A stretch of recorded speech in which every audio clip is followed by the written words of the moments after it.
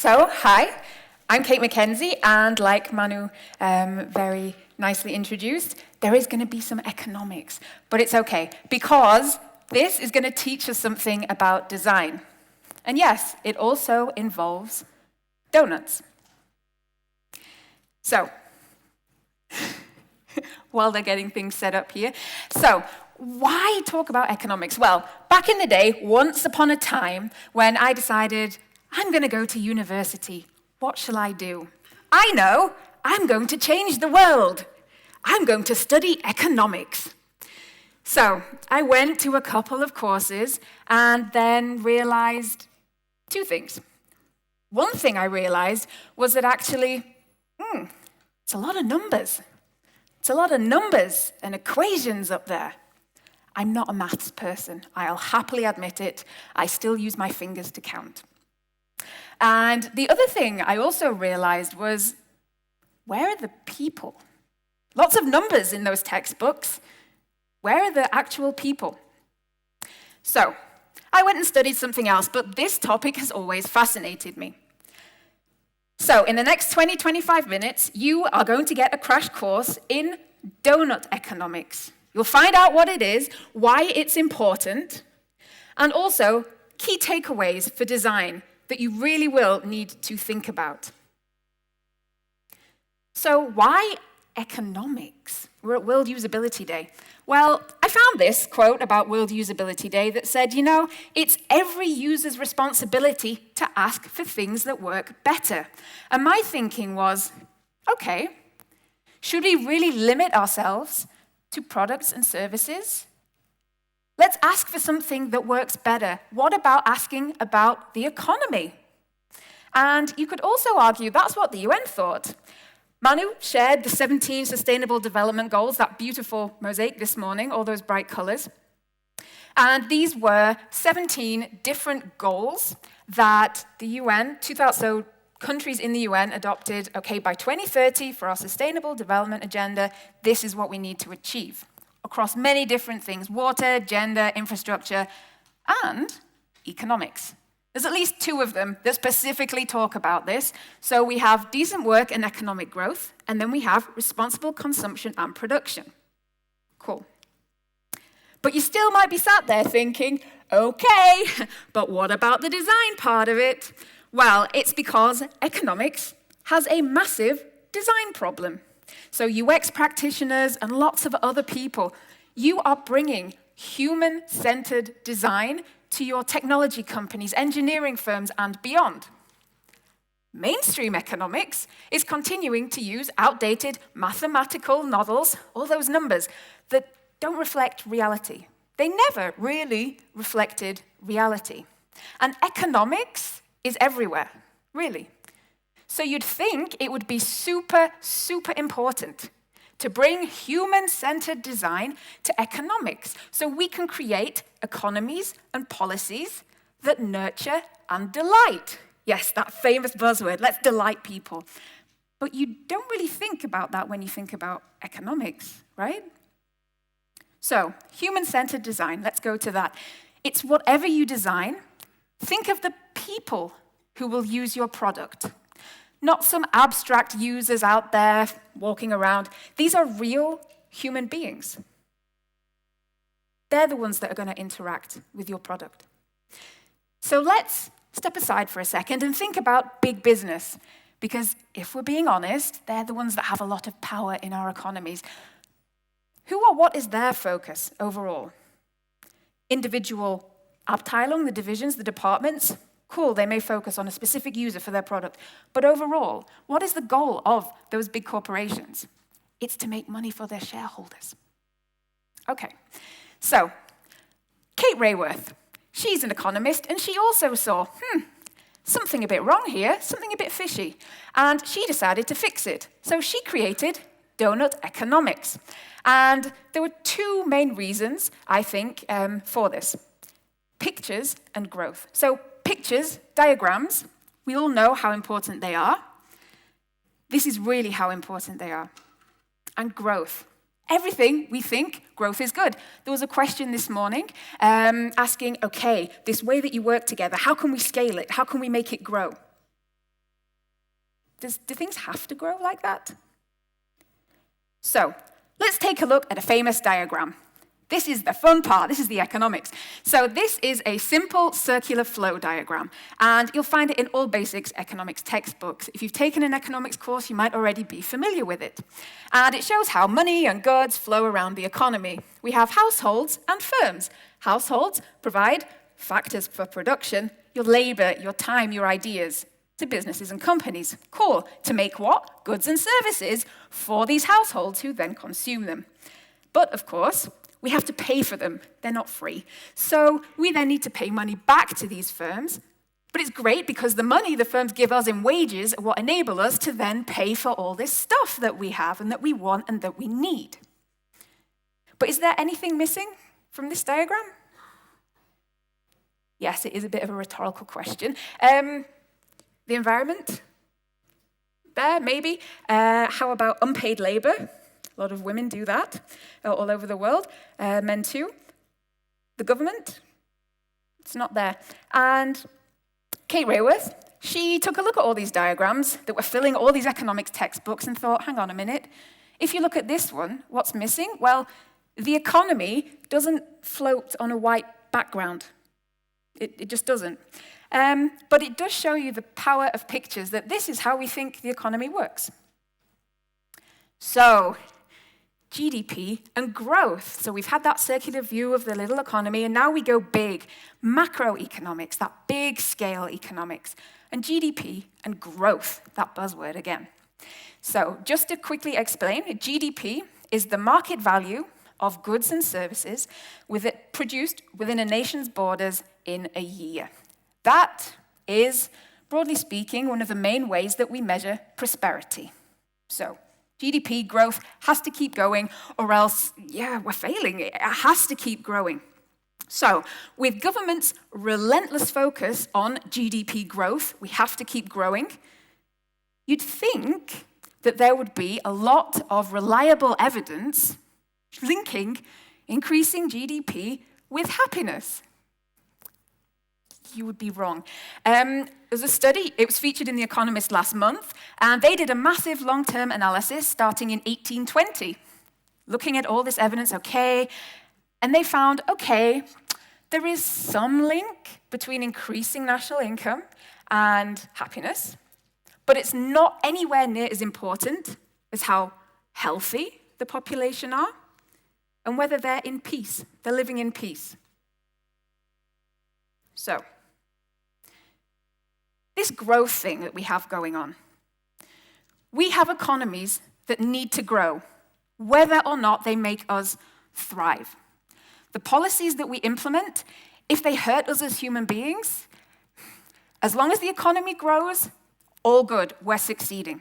But this means, and I'm going to quote the economist Tim Jackson here, he says, we're now persuaded to spend money we don't really have on things we don't need, to make impressions that don't last on people we don't really care about. Cate Raworth is like, no, we need economies that make us thrive, whether or not that they grow. It means we need to be growth agnostic.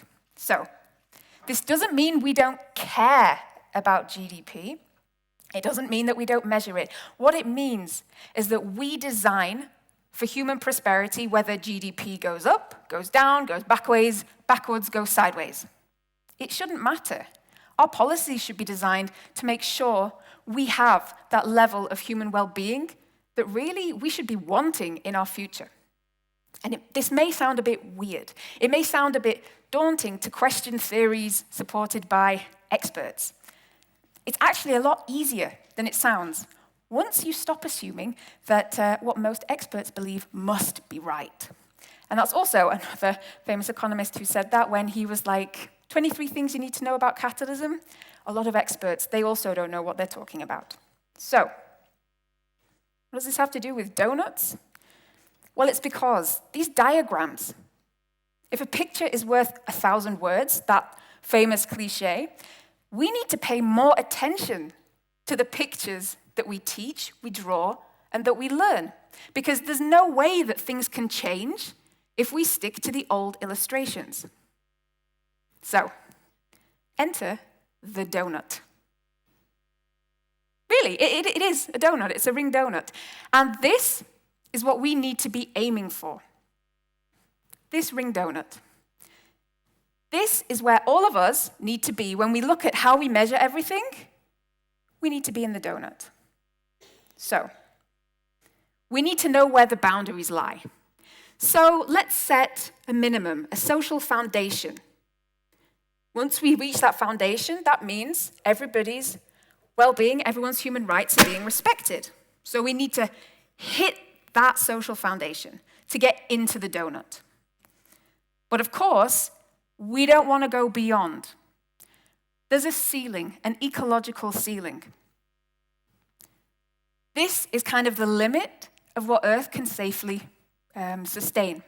We can't go beyond it, because otherwise we're literally destroying ourselves. We need to stay within the boundaries in the donut. So, if we fall below or we don't even reach that inner ring, that means human rights are not being met. And there's 12 different categories that we can measure against. Gender inequality, access to clean water, political voice, that kind of thing. If we go beyond the ecological ceiling, like I said, we're basically destroying ourselves. And there are 8 different categories in donut economics that you can measure against. For example, pollution, climate change, ocean acidification. Because we can measure all these and see how we're doing.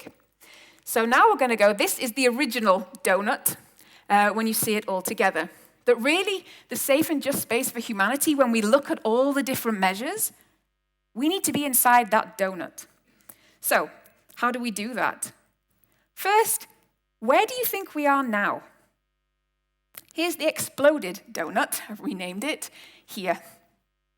So you'll see the red shows us where we are outside these different boundaries. And if we look outside, for example, at the ecological ceiling, we're way over in some of these measurements. Climate change, I think, is a lot of concern right now.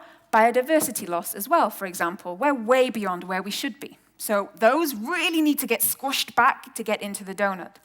But the thing is, if we take a look at the social foundation, we're also falling short there.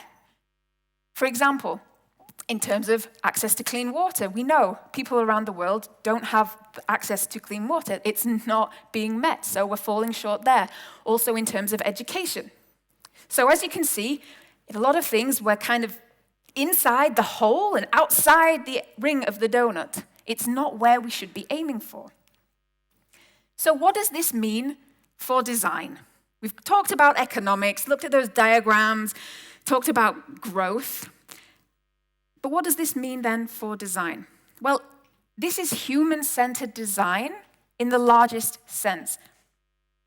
When we think about economic policies and you think, okay, you know, there's all these billionaires in the world.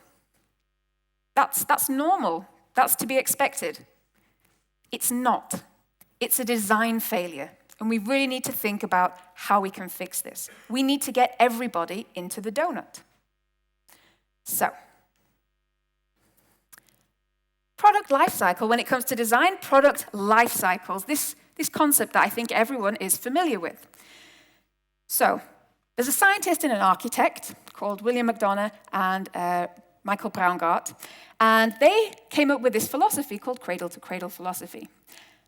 And they have a go at this. They're like, product life cycle? How many of your products are actually alive? Really? I mean, we treat them something like family members. We keep them in our homes, we look after them, we clean them sometimes, but they're not alive. But what we do is project our own mortality onto those products. In Western society, people have graves, so do products. That's normal. Which means we follow this kind of pattern. Take, make, use, lose. It's called degenerative industrial design. So we take stuff, natural resources, because we haven't run out yet. It's fine, we can keep doing that. We make it, and at this point, actually, it's only 5% of all the inputs and materials actually make it into the final product. 95% has already gone. Only 5%. Then we use the product for however long we need it or want it, and then we lose it. We don't need it anymore. We don't want it anymore. Or those sneaky designers planned obsolescence? Yes, thank you for that. Take, make, use, lose. What does the Doughnut teach us? We can't keep doing this. We really can't. So, let's apply design thinking. Those 3 big phases that we have. Inspiration, I have a design challenge. I hope you can see now you really do have a design challenge to get people into that donut. Ideation, I have an opportunity for design. Yes, you really do. Economics isn't just for economists. It shouldn't be just for economists. We all need to take part. And implementation, I have an innovative solution. Let's talk more about that, because what does the Doughnut teach us about this? You need to think really differently.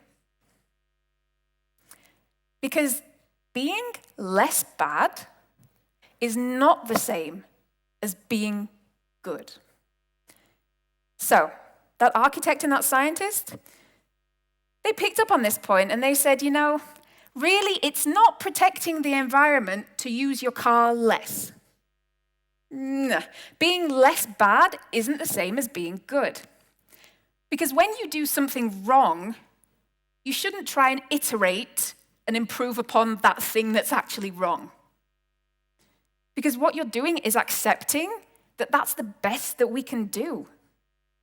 That is a serious failure of the imagination. You might be familiar with this mantra: reduce, reuse, recycle. It's even included in the SDG number 12 about reducing consumption and production. It's in there. And you think, great, this is what we need to be doing. But you remember I told you that the Doughnut says we need to think really differently? Same here. This hasn't really worked so far.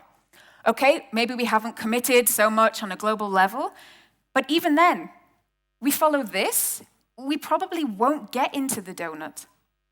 Like I said, we need to think really differently. What makes me say this?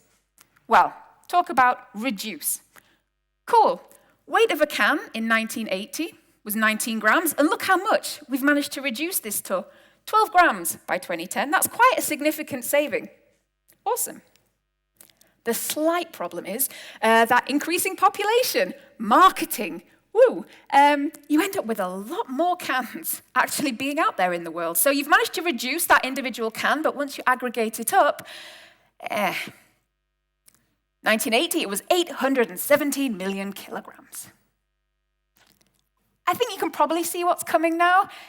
1.1 billion kilograms by 2010, so that strategy of reduce, not quite working as intended. So this actually comes from Václav Smil, a Czech scientist, super interested in all this stuff.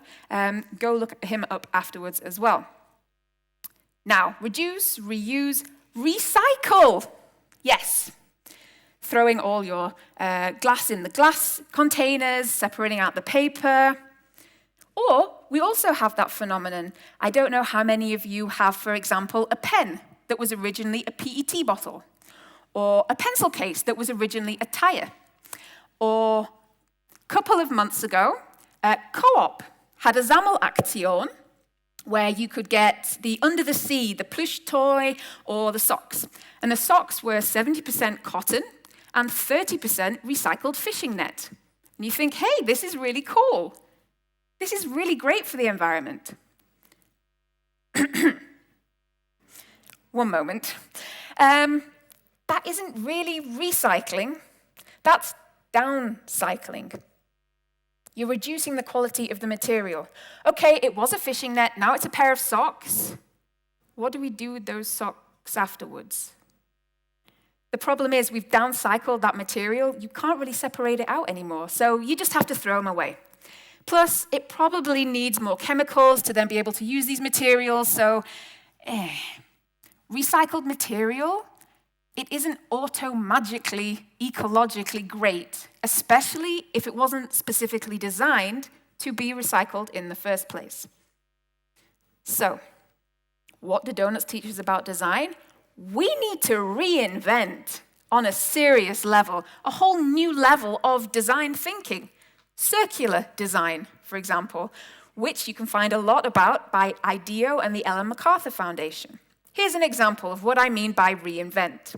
So, this example is from the Cradle to Cradle philosophy, and they talk about a book. In the past 500, 600 years, we've gone from vellum to paper to screen, and then we've stopped. And think of how many millions of books there are floating around in the world. But is paper really the right material? If we want to reinvent the book, how would we do that? And they came up with the idea of, okay, what could we do? I know. The pages and the cover, they could be made out of a special polymer designed for that purpose, like a type of plastic, and you think, ooh, plastic bad. But no, what if that can be recycled infinitely at the exact same level of quality? The ink, how could we recycle that book? Okay, the ink on the pages. It's non-toxic ink. When you boil that book in very hot water, it removes the ink, you collect it, and then you can use it to print more new words on those pages that you've just washed clean with water. The glue, safe and recoverable. What we need to do is celebrate the materials that we use, not apologize for using them. Another weird example that they give, what about a car? How about we have a car that purifies the air as we drive and produces drinking water while it's running? Why not? Again, this failure of the imagination is really going to get in our way. So, we've had a crash course in donut economics. We've seen where we are. And we've seen some of the implications for design. So, economics has a design problem, and it's one we really need to fix.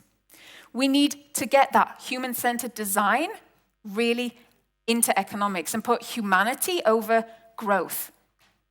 Growth, there has to be an enough at some point. Product life cycle. We need to move away from this idea that, yeah, things are going to die, just get rid of them, put them in this grave. That's not how it works. We need to move away from that linear process and move to a circular design process. We really need to reinvent. That book with the ink that you can boil away sounds a bit, but think about it. And then we need to go outside to stay inside. What do I mean? I mean all of you here, if you see the need for this, you need to go outside. You need to go outside your companies, outside your disciplines, and share this message so that all of us can stay inside the donut. So, what do donuts teach us about design? Well, it's that the next big thing in design is circular. Thank you.